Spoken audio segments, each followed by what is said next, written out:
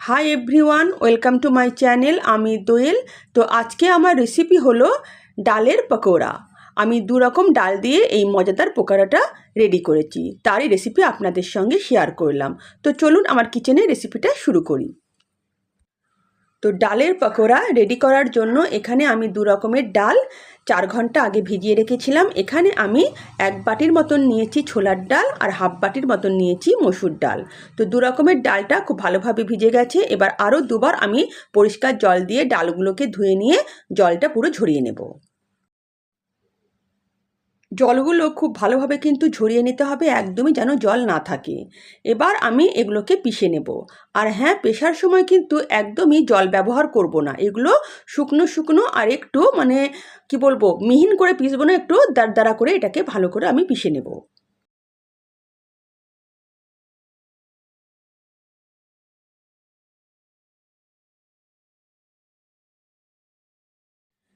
এবার এর মধ্যে আমি দিয়ে দেব 1 টুকরো আদা, কয়েক কোয়া রসুন আর দিয়ে দেবো বেশ খানিকটা কাঁচা লঙ্কা।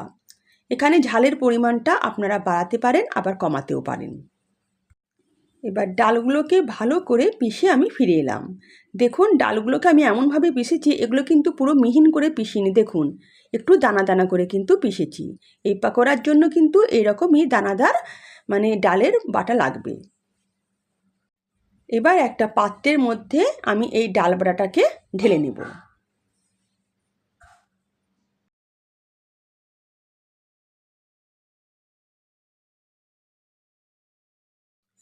এখন এই ডাল বাটার মধ্যে আমি দিয়ে দেব হাফ চামচের মতন লবণ, তার সঙ্গে হলুদ, লঙ্কা গুঁড়ো আর দিয়ে দেব জিরে আর ধনে গুঁড়ো।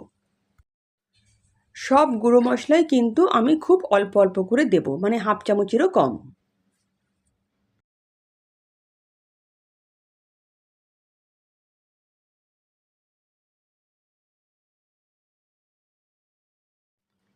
তার সঙ্গে দিয়ে দেব বেশ খানিকটা চেরা কাঁচা লঙ্কা।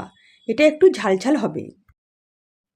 সব শেষে দেব 1 চামচের মতন কর্নফ্লাওয়ার। এখানে আপনারা 1 চামচের মতন চালের গুঁড়ো ব্যবহার করতে পারেন, তাহলে পকোড়া কিন্তু দারুণ মুচমুচে হবে।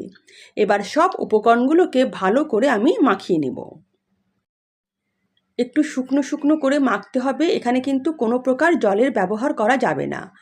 এখানে একদমই শুকনো শুকনো করে কিন্তু ডালের এই ব্যাটারটাকে মেখে নিতে হবে আর ভালো করে ফেটাতে হবে।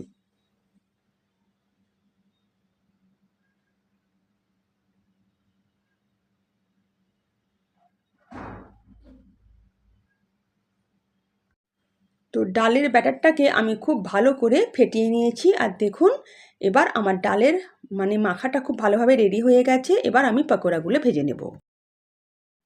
তো গ্যাস অন করে আমি একটা কড়াই বসিয়ে দিয়েছি, তার মধ্যে আমি বেশ খানিকটা সাদা তেল নিয়ে নেব। তেলটাকে খুব ভালোভাবে প্রথমে গরম করে নিতে হবে। তারপর যখন দেখবেন তেল খুব গরম হয়ে গেছে, তখন গ্যাসের ফ্লেম একদম লো করে দিয়ে পকোড়ার ব্যাটারে ছোট ছোট করে এমনি বড়ির আকারে দেখুন আমি পকোড়াগুলো দিয়ে ভেজে নেব।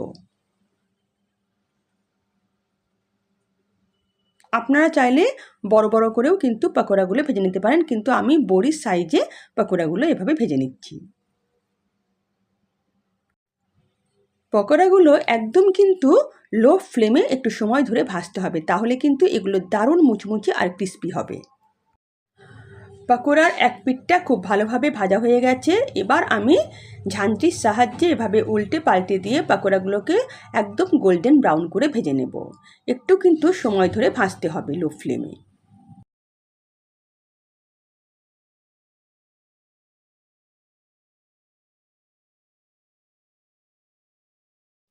একদিকে আমি পকোড়াগুলোকে ভাজতে দিয়েছি, অন্যদিকে আমি দারুণ মজাদার একটা ধনেপাতার চাটনি রেডি করে নেব পকোড়া দিয়ে খাওয়ার জন্য। এখানে আমি বেশ খানিকটা ধনেপাতা নিয়ে নিয়েছি। ভালো করে ধনেপাতাগুলোকে আমি জল দিয়ে ধুয়ে কুচি কুচি করে কেটে নিয়েছি। তারপর একটা মিক্সি গ্রাইন্ডে দিয়ে তার মধ্যে ভালো করে পিষে নেব। সঙ্গে দিলাম 3টে কাঁচা লঙ্কা, 1 টুকরো আদা, হাফ চামচের মতন বিট লবণ, 1 চামচ চিনি। তবে চিনিটা আপনারা স্কিপ করতে পারেন, আমার একটু মিষ্টি মিষ্টি চাটনি বেশি ভালো লাগে।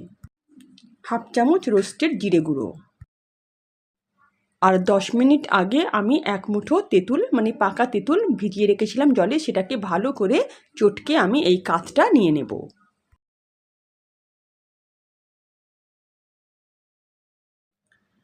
এই তেঁতুলের কাতটাও আমি এর মধ্যে দিয়ে দেব। এবার সব উপকরণগুলোকে ভালো করে একবার মিক্সচার মেশিনে পিষে নিলেই হবে, তাহলেই আমার চাটনি রেডি। এটা পাকোড়া দিয়ে খেতে কিন্তু দুর্দান্ত লাগে। চাটনি রেডি হয়ে গেল, আর এদিকেও দেখুন পাকোড়াগুলো কিন্তু গোল্ডেন ব্রাউন করে ভাজা হয়ে গেল। এবার এগুলোকে আমি তেল থেকে তুলে নেব এবং বাকি পাকোড়াগুলো একইভাবে ভেজে নেব।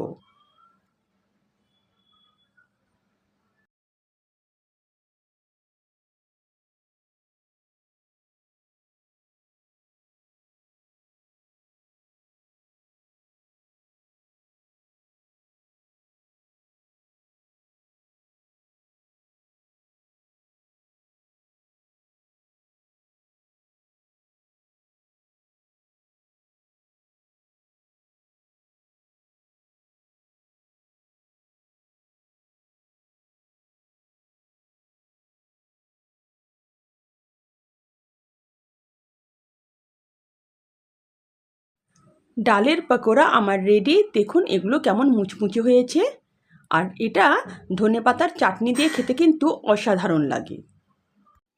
তো যদি আমার রেসিপি আপনাদের ভালো লেগে থাকে তো প্লিজ আমার চ্যানেলকে সাবস্ক্রাইব করবেন, আর পাশে থাকা বেল আইকনও প্রেস করবেন, যাতে নিত্য নতুন রান্নার নোটিফিকেশান সবার আগে আপনাদের কাছে পৌঁছে যায়।